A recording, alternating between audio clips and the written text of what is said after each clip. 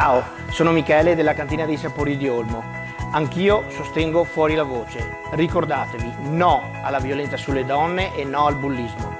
E poi, se dobbiamo alzare le mani, facciamolo con un buon bicchiere di vino e un bel brindisi a tutti voi.